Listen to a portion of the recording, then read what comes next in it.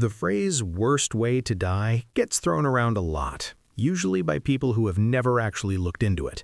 And look, I get it, it's a dramatic thing to say, but today we're going to put that phrase to work, because historians, scholars, and people whose actual job it is to study this kind of thing have spent a considerable amount of time arguing about exactly which execution method in the long record of human history was genuinely, measurably the most drawn out, the most psychologically devastating, the slowest. And the answer, once you actually look at the evidence, is not what most people assume. It is not the most famous method. It is not the one you probably thought of just now. And once I explain what it actually was, and more importantly, how it worked, I think you are going to agree it earns the title. Today, we are going inside history's slowest sentence. And I want to be clear from the start, what makes this story genuinely disturbing has nothing to do with what you see. It has everything to do with what you know is coming. That distinction is going to matter. Back to the slowest sentence in recorded history. Here is the first thing worth establishing. When people try to answer the question of the most painful execution method in history, they usually go to the obvious ones: the guillotine, hanging, the electric chair. And here's the thing about those. Historians would not include any of them in a serious discussion of the worst, not because they were pleasant, obviously, but because from a purely technical standpoint, they were fast. And fast, it turns out, is the one mercy that the truly extreme methods deliberately removed. The methods that historians place in an entirely different category share one characteristic. They were designed not just to end a life, but to extend the experience of ending it as long as physically possible. The goal was not death. Death was the finish line. The goal was everything before it. There is a reason that the Persian Empire, one of the most powerful and sophisticated civilizations in the ancient world, developed what scholars would later agree was probably the most extreme version of this approach. And the reason is remarkably simple. They understood something about human psychology that most modern people would rather not think about. The anticipation of what is coming is, in some measurable sense, worse than the thing itself. And if you can engineer a situation in which a person is forced to live inside that anticipation, fully conscious, fully aware for days rather than minutes, you have built something that operates on an entirely different level than any of the fast methods. The Persians called their method Scaphism, and I'm going to explain exactly how it worked, but I want you to notice as I describe it that the truly disturbing part is not physical at all, it is the waiting. The word Scaphism comes from the Greek word scaphe, meaning boat or hollow, and the reason it has that name tells you almost everything you need to know. The method was documented in detail by the Greek historian Plutarch, who was describing Persian punishment practices with the kind of clinical specificity that suggests he was working from eyewitness accounts. The most famous recorded use was the execution of Mithridates, a Persian soldier who had committed a serious offense against the royal court around 401 BCE. Here's what the historical record describes. The condemned was placed between two boats, essentially two wooden shells fitted together with holes cut out for the head, hands, and feet. The person was then fed a mixture of milk and honey until the body's natural responses to excess began. Then they were left on a still pond. The milk and honey continued to be administered.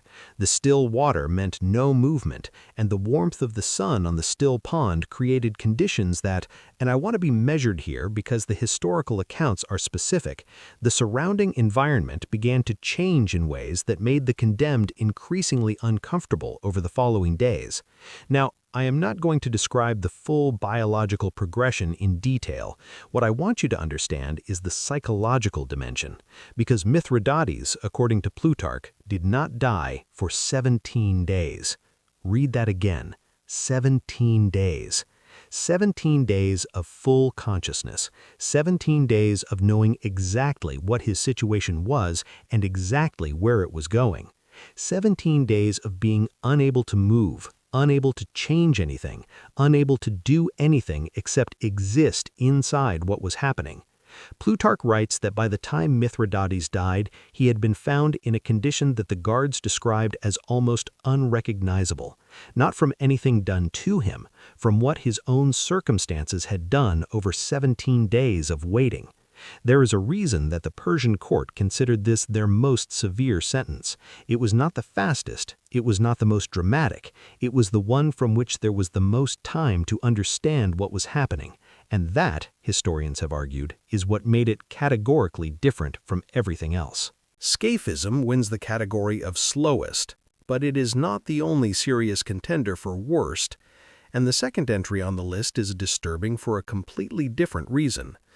Around 570 BCE in ancient Greece, a Sicilian craftsman named Perilos of Athens approached the tyrant Phalaris of Agrigentum, that is modern-day Sicily, with a proposal.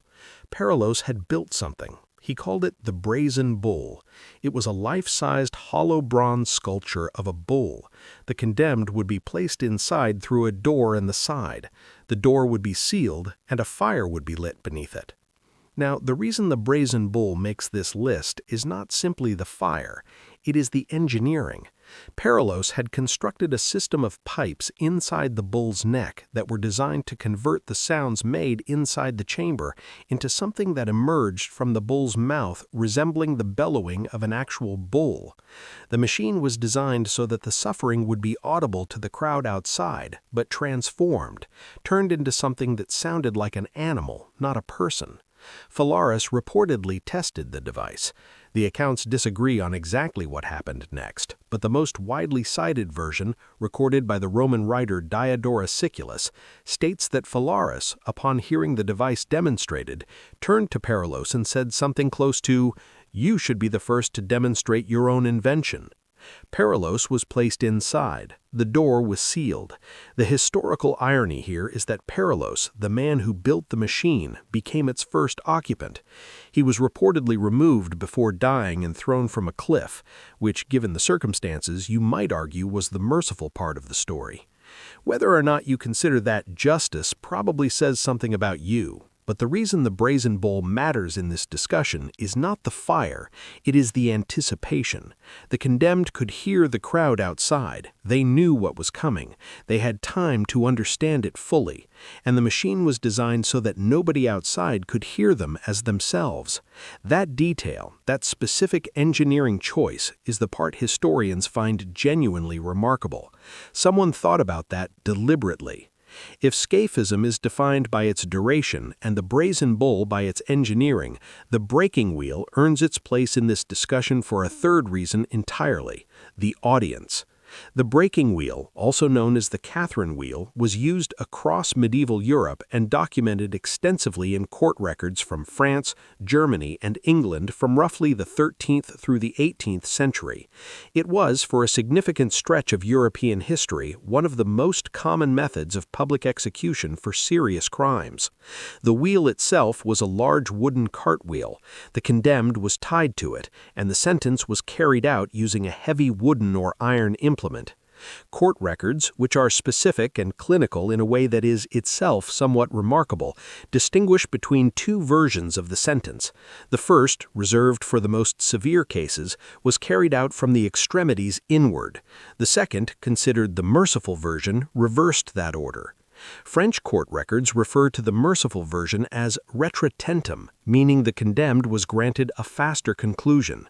The distinction between these two versions is the part that matters for our purposes, because it tells you that the people designing and administering these sentences were explicitly thinking about duration as a variable. They were calibrating it. More time meant a worse sentence. Less time was considered a form of mercy. Records from a 1721 execution in France describe the condemned being left on the wheel for 4 hours after the sentence was carried out, displayed publicly while the crowd watched and debated the justice of what they had witnessed. The condemned had spent those final hours fully aware of the crowd, the noise, the sun, and the specific and detailed knowledge of how the next hours would proceed. The historian Michel Foucault, writing about this period much later, argued that the entire machinery of public execution was not really about ending a life. It was about the demonstration of what the state was willing to do and making absolutely sure everyone present had enough time to understand it fully, including the person at the center of it. Now, not all of history's execution stories end in pure tragedy. Some of them end in what can only be described as exquisitely specific justice. We already discussed Perillus, the man who invented the Brazen Bull and was promptly installed in it as its first demonstration. But the tyrant Phalaris, who ordered that installation, did not have a particularly good ending either. Phalaris ruled Agrigentum for roughly 16 years. By most accounts, he was extraordinarily cruel, and the Brazen Bull was not his only controversial project. When he was eventually overthrown around 554 BCE, the citizens of Agrigentum, having had 16 years to develop opinions about their ruler, were apparently very deliberate about how they chose to deal with him. They put him in the Brazen Bull. The inventor of the machine was its first occupant. The tyrant who commissioned it was its last. There is something almost mathematically satisfying about that, if you think about it in the right way. The machine that Perillus designed to make suffering sound like an animal eventually found its most documented use on the man who gave Perillus the contract. History does not record whether Phalaris found this as poetic as I do. He was probably distracted. Here's the thing about all three of these methods that I've been circling around this entire video. None of them were primarily about the physical, or rather the physical part was almost secondary. What connects Scaphism, the Brazen Bull, and the breaking wheel is that all three were designed with the audience in mind. In two cases, a literal crowd. In the third, the condemned themselves as the audience of their own situation, with 17 days to sit with it. Every civilization that developed extreme execution methods was in some sense making an argument about power, about what happens when you cross a certain line, about who is in control of life and under what circumstances. The cruelty was the message, the duration was how loudly they chose to send it. And here's the part worth sitting with. Every single one of these methods was considered by the societies that used them to be perfectly legitimate, documented, legal, ordered by judges and rulers and courts, not secret, not hidden, public. That's a sentence worth thinking about for a moment. The things that a society considers legitimate punishment tell you a very specific thing about that society's relationship with power and with the people it held power over. And in every case we looked at today, Persian, Greek, medieval European, the answer was roughly the same. The more powerless the condemned, the slower the sentence. Whether or not you find that historically interesting or personally uncomfortable probably says something about where you see yourself in that equation. If this sent you somewhere unexpected, drop a comment below. Tell me which method surprised you most, and tell me where in the world you're watching this from. This channel exists because people want to understand history as it actually was, not the version that gets cleaned up for textbooks.